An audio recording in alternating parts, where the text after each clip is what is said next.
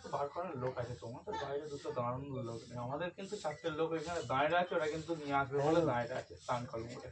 ওকে ছেড়ে দিয়ে পাই আসবে না, ওটা দাঁড়িয়েও আছে, না এলে যাবো আর কি দল বল বেঁধে,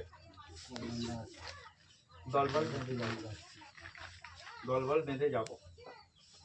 আমি আমি বলছি দেখো ঝেউ, তোমার বাড়ি মাঠ খারাপ, রামকৃষ্ণপুর 3.5-4 কিলোমিটার দূরে তুমি যাচ্ছ, লোক নেই জন নেই, তুমি মার খেয়ে যাবে, তুমি আমার কামের ছেলে।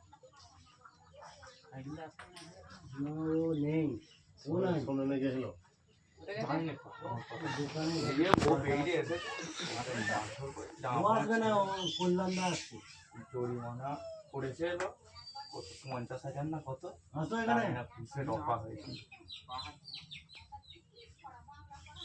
যখন বলছে বুথে ঢুকিয়ে দিয়েছে সকালে বিজেপি এজেন্টটাকে। আমাদের সোনারগড়ে কিন্তু 11 সালের পর থেকে যতবার বুথ